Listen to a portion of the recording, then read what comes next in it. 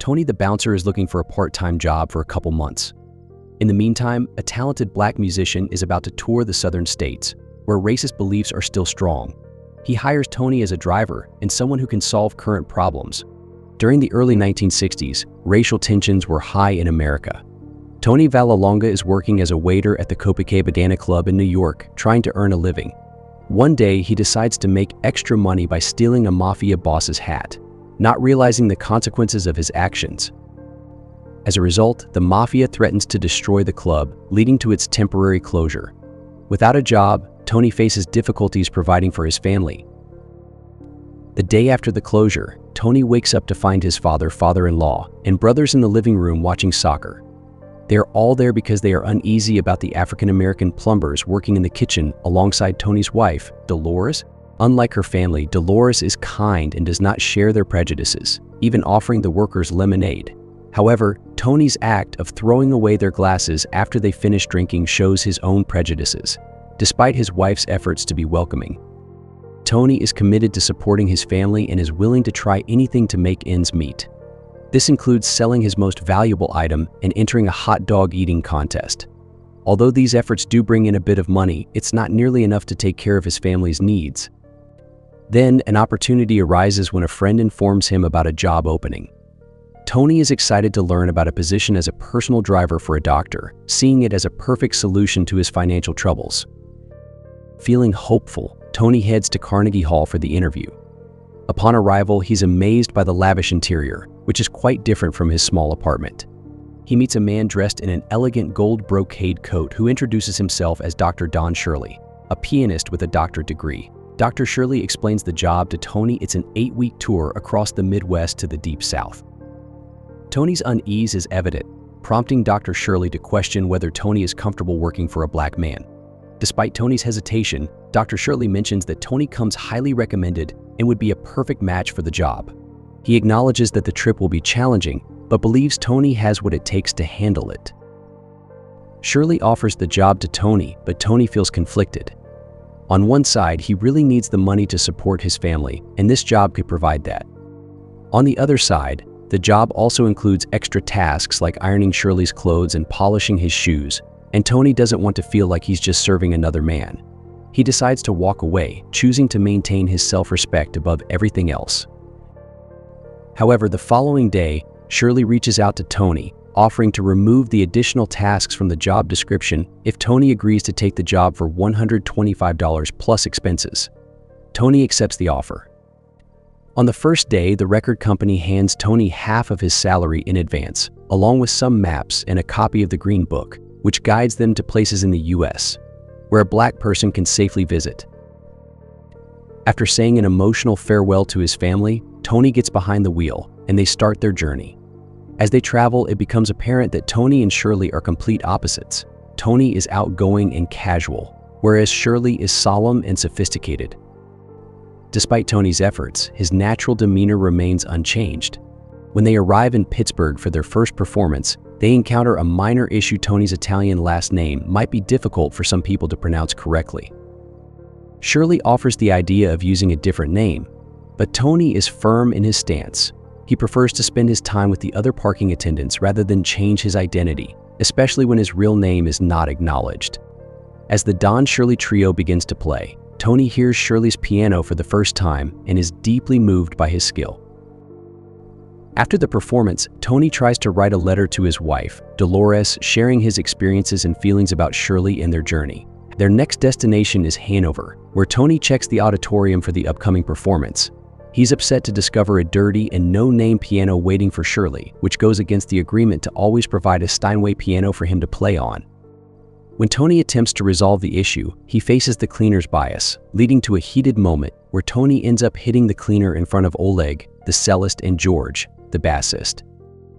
This incident prompts the management to intervene and ensure a Steinway piano is provided for the performance. As they continue to their next venue, their journey is accompanied by the lively sounds of music playing on the car radio. Shirley starts to enjoy the music they're listening to, and after a song finishes, he inquires about the artist. Tony is taken aback when he realizes Shirley doesn't recognize Little Richard, a well-known black musician. He tries to convey the importance of Little Richard's music to the Black community and even teasingly questions Shirley's identity, which leaves Shirley feeling somewhat confused. While on the road, Tony can't help but stop at a KFC for some fried chicken. Shirley, who prefers not to eat with his hands and has never tried fried chicken before, is hesitant at first. Yet, under Tony's encouragement, he finally tries it and is surprised to find he enjoys it. This moment marks the beginning of a deeper bond between them, as Shirley starts to share more about his life, discussing his family, a past marriage that didn't work out, and the lonely life of constant travel due to his career. Later, when they stop again, they see a vendor selling decorative stones believed to bring luck. Although they don't purchase any, Tony notices one on the ground and discreetly picks it up.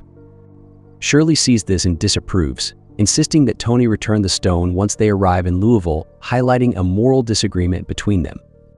Shirley has to stay in a different, dilapidated motel than the rest of the white crew members, a place where only African Americans are relegated to stay. Tony feels uneasy about leaving Shirley by himself, but has no other option. As he relaxes outside his room with a bottle of Cutty Sark, Shirley is invited to join a game he's unfamiliar with. Feeling out of place, he opts to visit a bar for a drink instead. George, the bassist and an eyewitness to the attack, hurries to fetch Tony for assistance. Tony intervenes, threatening the aggressors to stop the attack, thereby rescuing Shirley from further harm. Tony is both infuriated by Shirley's recklessness and deeply concerned for his safety, insisting that Shirley should not venture out without him in the future. Shirley, realizing his mistake, apologizes and curiously asks Tony if he carries a gun, which Tony immediately refutes. The following day, as they head towards North Carolina, their car overheats. Tony stops to cool down the engine with water. Shirley, feeling the heat, also gets out of the car and finds himself in front of a farm worked by African American laborers. Shirley and Tony find themselves the focus of attention from the farm workers, who stop their work to observe the unusual scene, leaving Shirley feeling distinctly uneasy about the evident yet complex differences and commonalities between them and him. Later on, Shirley and his trio are thrilled about a scheduled performance at a prestigious family's home in Raleigh, where they are greeted warmly, and a lavish dinner is prepared in celebration of Shirley's musical prowess.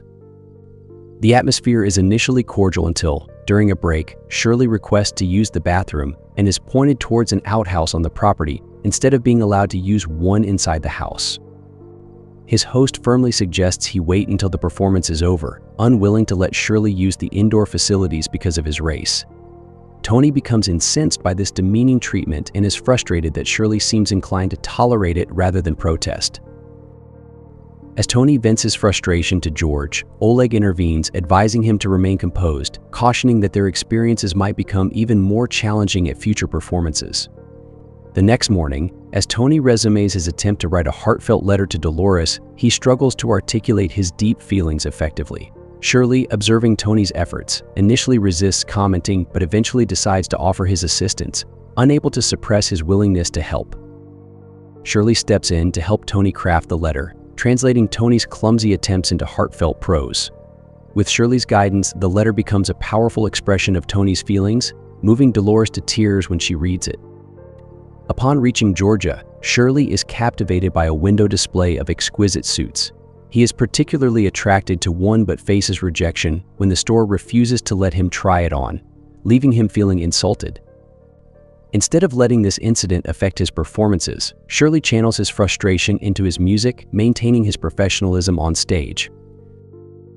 Tony receives a distressing phone call from the local YMCA, finding Shirley in a compromising position, arrested for being in a relationship with another man, a serious crime at the time. Tony, surprisingly understanding about Shirley's sexual orientation, manages to negotiate Shirley's release using his street smarts and a bribe, despite Shirley's reservations about Tony's methods. Their disagreement escalates into a heated exchange, but their contractual obligation forces them to continue their journey together.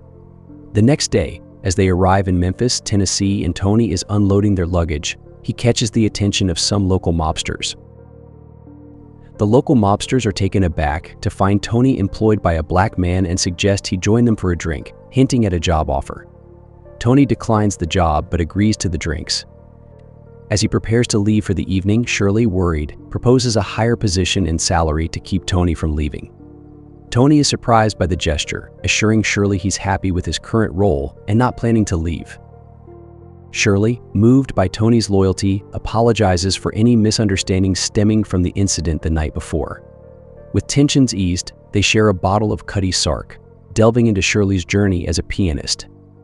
Shirley shares memories of his mother teaching him piano and his early experiences touring in Florida, leading to his classical music education, despite being pushed towards pop music by his record label due to racial stereotypes. Tony expresses genuine admiration for Shirley's music, emphasizing its uniqueness and importance, which Shirley appreciates deeply. As time goes on, Tony keeps getting Shirley's assistance with his letters to Dolores, which she happily reads to their family, sharing the warmth and depth of their content. Everyone marvels at how well Tony can now convey his feelings, leaving them curious about how he became so eloquent. As time goes by, the bond between Shirley and Tony continues to grow, their unusual friendship raising eyebrows, yet they pay no mind. Time swiftly moves forward, and soon it's time for their final performance in Birmingham. On their way there, they encounter a heavy downpour, lose their direction in the stormy darkness, and are halted by the police. The situation escalates when the officer, noticing Shirley's race and realizing they're in a sundown town where black individuals aren't allowed after dark, demands they exit the vehicle. The officer's demeaning attitude and a racist remark towards Tony's heritage provoke Tony to react physically, leading to their arrest. Locked up, Tony for assaulting an officer and Shirley by association, they're in a race against time to reach their last show. Shirley takes a step he hoped wouldn't be necessary, making a crucial phone call. Shortly afterward, the police chief receives a call, and following a brief talk, he orders their release. Tony is astonished to find out Shirley contacted the U.S. Attorney General, who influenced the state governor to secure their freedom. Tony is taken aback by Shirley's ability to get them released, but Shirley is angry about having to use a significant connection over something trivial. He's especially irritated with Tony for escalating the situation after just one discriminatory event, highlighting the systemic discrimination he's faced all his life. During their heated exchange, Tony claims he's more in touch with being black than Shirley, critiquing Shirley's refined demeanor and perceived disconnect from his community. Deeply hurt, Shirley demands Tony stop the car and steps out into the rain, emotionally unloading his feelings of isolation, the loss of connection with his brother, and feeling out of place everywhere the black community deems him not black enough, while the white community only respects him on stage. The weight of Shirley's admission leaves Tony speechless, and they continue their journey in heavy silence, eventually checking into a hotel. That night, moved by the day's events, Tony decides to write another letter to Dolores, despite soon returning home. Shirley offers his help, only to find that Tony has grown into a capable writer under his tutelage, a realization that fills Shirley with pride. The following morning, Tony and Shirley head to Birmingham for the last show of their tour, marking the culmination of their transformative journey together. Upon arriving, Dr. Shirley is greeted warmly by Mr. Kendall, the general manager, who praises him as the event's honored guest and leads him to what is supposed to be his dressing room, only to find it's a grimy storage area behind the kitchen. He and Tony plan to have a quick meal in the restaurant before the performance. Tony, along with George and Oleg, enjoys a meal and drinks, during which Oleg shares the deeper purpose of their tour, Shirley's hope to challenge and open the minds of white audiences towards his community. This revelation hits Tony hard, highlighting the struggles faced by African Americans. As Shirley, dressed for his performance, attempts to join them, he's blocked by the restaurant staff and told he's not allowed to eat there. Witnessing the dispute, Tony tries to intervene, asking the general manager for an exception, but is rebuffed. Shirley is told he can either eat in the storage space or head to a nearby bar, but he stands firm, refusing to perform unless he can dine with respect. Kendall then tries to bribe Tony into persuading Shirley to go on stage regardless. Outraged by the suggestion, Tony confronts Kendall physically. This act showcases the tension and challenges faced by Shirley and those supporting him in a deeply segregated society. Tony admires Shirley's strong stance, and they quickly decide to leave the hotel together. They head to the Orangeburg, a bar where the crowd is predominantly black, and enjoy a fulfilling meal. The bartender asks Shirley to play the piano, and for the first time, Tony listens to him perform classical music, a genre Shirley was restricted from playing for white audiences. Tony is deeply touched by the music and sees Shirley in a new light, enjoying himself immensely.